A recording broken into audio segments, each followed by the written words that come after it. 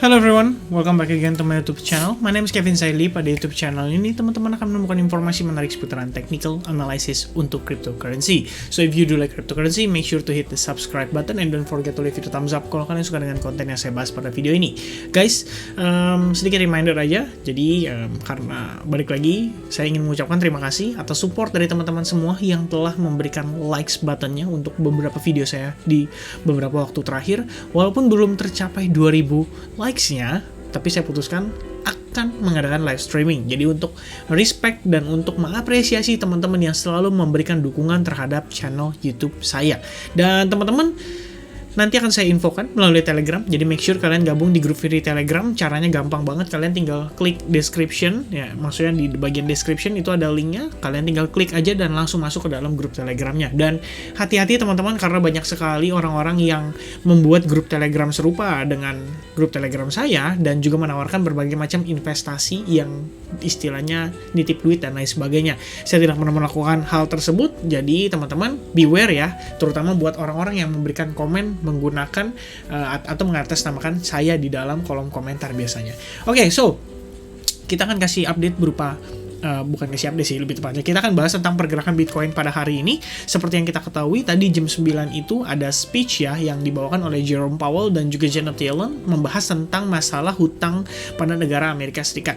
Dan terus terang kita belum dapetin istilahnya kayak key point atau keynote-nya. Tadi saya sempat nonton, tapi karena panjang banget akhirnya saya putuskan untuk nanti aja deh tunggu keynote-nya langsung dari biasanya news-news penting ya, seperti Bloomberg maybe atau CNBC atau CNN. Nanti kita tunggu aja informasi dari mereka, karena kaitannya itu news ini kan juga untuk jangka panjang ya, karena kalian bisa lihat sendiri. Sebetulnya saya akan bahas dari beberapa perspektif. Pertama, kita akan buka dari dollar index terlebih dahulu, karena seperti yang kita lihat teman-teman, sebetulnya sih secara dampak dari discussion atau debat yang tadi dijalankan itu sih kita bisa lihat teman-teman, kita bisa mengambil kesimpulan bahwa si dolar ini mengalami penguatan yang cukup signifikan. Kalian bisa lihat ya, sebetulnya beberapa hari terakhir ini membentuk semacam triangle ya. Kita bisa consider ini sebagai suatu triangle yang terbentuk, dan dia finally breakout terhadap triangle itu. Sekarang posisi market, bukan posisi sih, lebih tepatnya posisi US dollar index pun sudah lebih tinggi dari pergerakan terakhirnya. Jadi kalau misalnya saya tambahkan pada time frame daily, kalian bisa lihat ya secara clearly dolar index ini mengalami penguatan yang cukup signifikan. Bahkan sebetulnya sih kalau misalkan ini demikian terjadi, bisa dikatakan ya mungkin secara market yang bertolak belakang dengan pergerakan dolar atau US dollar itu pasti akan mengalami pelemahan gitu. Karena kalau misalnya kita lihat dari mata uang seperti pound sterling, kemudian seperti euro ya, yen dan Swiss franc, ini kalau kalian lihat naik, ini bukan berarti penguatan ya. Artinya USD-nya yang menguat karena Japanese yen-nya di belakang posisinya. Jadi value Japanese yen-nya yang melemah. Jadi kalau kita ngelihat nih terhadap Australian dollar, kemudian terhadap pound sterling, itu mengalami pelemahan yang signifikan terhadap dolar. Jadi dolar ini memang dalam keadaan yang cukup kuat ya. Lalu kalau misalnya kita masih bahas tentang seputaran kripto, maka pembahasan kita tidak lepas dari yang namanya S&P 500, Nasdaq, dan juga Dow Jones ya, atau indeks saham Amerika Serikat. Dan seperti yang kalian lihat hari ini, indeks saham Amerika Serikat dibuka dengan gap down dan mengalami penurunan yang cukup signifikan. Ini juga tentunya terdampak dari speech yang tadi dilakukan oleh Jerome Powell dan juga si Janet Yellen. Jadi saya pikir ini pasti dampaknya positif untuk dolar ya, dan tentunya bertolak belakang dengan kondisi Bitcoin. Jadi teman-teman harap berhati-hati bagi yang mau melakukan transaksi atau yang mau hendak menyerok terhadap koin-koin kesayangan kalian. Make sure kalian berhati-hati ya. Ini cuma reminder aja. Karena kalau lihat Bitcoin dominance-nya, kalian boleh lihat juga dari perspektif Bitcoin dominance. Ini mengalami penguatan loh teman-teman. Kita lihat dari time frame 4 jamnya. Ini dia tampak seperti mau breakout dari triangle, dan kalau breakout dari triangle artinya dia akan ngetes kembali terhadap area resistance ini, dan tentunya hal tersebut jika berhasil ditembus ini bisa membawa Bitcoin dominance kembali penguatan atau rebound lagi, dan akhirnya ya altcoin kembali suffering lagi ya, atau kembali drop lagi gitu. Jadi ya paling kurang lebih itu yang menjadi concernnya kita dari pergerakan saat ini. Nah teman-teman, Kita akan bahas dari time frame daily terlebih dahulu untuk si Bitcoin-nya. Yang perlu saya remind adalah posisi exponential moving average saat ini itu tampak hendak melakukan yang namanya bear cross ya.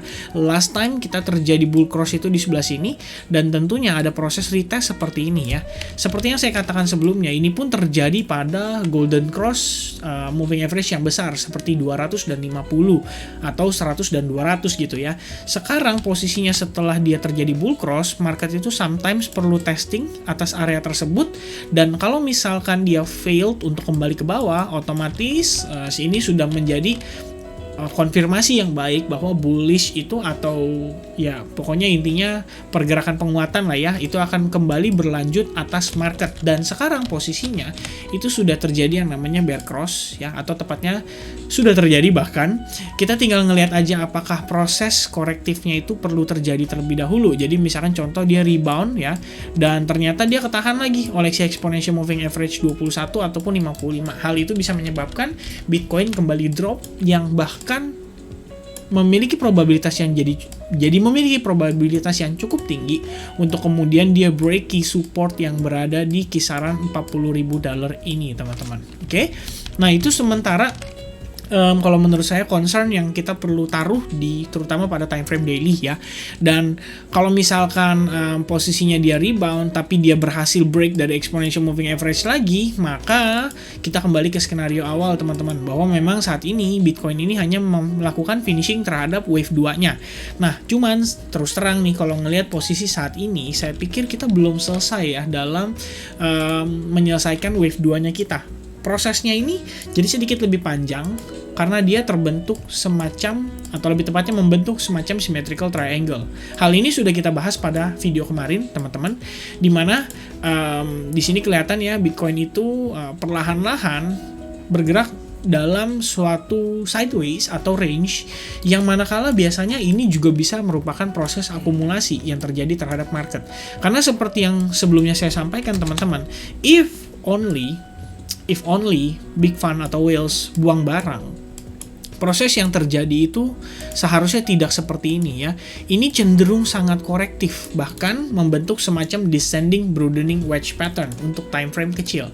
Dan kalau kalian lihat untuk time frame kecil, anyway, saya lagi persiapan nih, teman-teman, menonton BSG ya. Jadi tadi lagi lihat line up. Oke, nah descending broadening wedge pattern kurang lebih pergerakannya seperti ini ya. Kalau misalkan dia break out dari descending broadening wedge pattern, kalian bisa lihat price objektifnya itu cenderung kembali penguatan dan kembali ke bagian atasnya. Artinya kalau ini break, maka kita akan kembali lagi ke kisaran area ini ya, price objektifnya. Jadi kembali ke kisaran mungkin $44.200. Only if dia berhasil breakout ya. Karena kalau misalnya ngelihat prosesnya seperti ini, yang penting dia jangan tiba-tiba begini aja, teman-teman ya. Jadi kayak melanjutkan dump dari pergerakan-pergerakan atau downtrend yang sebelumnya, dan akhirnya Bitcoin kembali terkoreksi, bahkan pullback bisa sampai ke kisaran area $38.000. Oke. Nah, sementara teman-teman boleh pay attention terhadap descending broadening wedge pattern yang ada pada time frame 1 jam ya, dan juga untuk time frame 4 jamnya fokus on symmetrical triangle ini. Nah, satu lagi tambahannya, teman-teman, jika ternyata betul seperti yang kita tadi sampaikan dan market itu membentuk semacam descending broadening wedge pattern, maka ada kemungkinan kita memang harus melihat satu wave lagi ya, sebelum akhirnya Bitcoin memutuskan either dia breaknya ke arah atas ya, ke arah atas, which is ini seperti ini, atau dia break justru ke arah bawah. Karena secara symmetrical triangle atau ABCDE triangle pattern ya, biasanya itu ada 5 kali sentuhan ya, dan kurang lebih seperti ini. Kalau misalkan posisi dia datang dari atas, maka A-nya berada di atas, B, C, D, E terbalik ya, dan breaknya ke arah bawah. Simpelnya seperti itu. Karena kalau di sini contohnya dia kan datangnya dari uptrend, teman-teman. Maka koreksi pertama itu kita consider sebagai wave A-nya dia. Dan posisi saat ini karena kita datang dari atas, berarti kita datang dari downtrend. Pullback pertama itu kita berikan huruf A atau wave A, kemudian nextnya wave B, nextnya wave C, nextnya wave D, dan nextnya wave E. Nah, kalau misalkan seperti yang tadi saya sampaikan pada time frame 1 jam, seandainya benar ini adalah descending broadening wedge pattern, maka breakout atas area tersebut akan nge-lead BTC untuk create semacam wave E ya. Nah, setelah itu kita perlu perhatikan teman-teman, apakah dia punya power yang cukup kuat untuk membreak istilahnya resistance line daripada symmetrical triangle ini, atau justru dia malah fail. Karena kalau fail tertahan di kisaran area ini akan membawa BTC kembali drop dan mungkin akan testing terhadap key support area yang penting di kisaran ini gitu ya. Nah, so far teman-teman, kalau untuk pergerakan saat ini, kita pikir dengan kondisi sekarang, kita bisa perhatikan ya, bahwa Bitcoin itu sudah break dari Fibo 61,8%. Jadi satu-satunya yang menahan Bitcoin itu adalah si Fibo 78,6%, atau 2 tepatnya ya, dan key support pada time frame daily ya. Dimana time frame daily kalian bisa lihat ya, key support ini sudah saya bahas dalam beberapa video terakhir. Jadi hopefully Bitcoin can survive dari pressure sellernya ini dan kembali meneruskan penguatan ya. Paling itu aja teman-teman update saya seputar Bitcoin untuk hari ini. So once again, thank you very much buat support dari teman-teman semua yang sudah memberikan likes buttonnya, yang sudah subscribe channel ini. Saya harap, saya selalu berdoa ya, sekiranya apa yang saya sampaikan di dalam video ini bisa bermanfaat untuk teman-teman semua. Mungkin untuk bahan referensi, mungkin untuk pertimbangan atau comparison antara analisa teman-teman. Dan ya, paling itu aja teman-teman ya. Sekali lagi, thank you very much for watching this video. I'll see you guys again in the next update. God bless everyone. Cheers.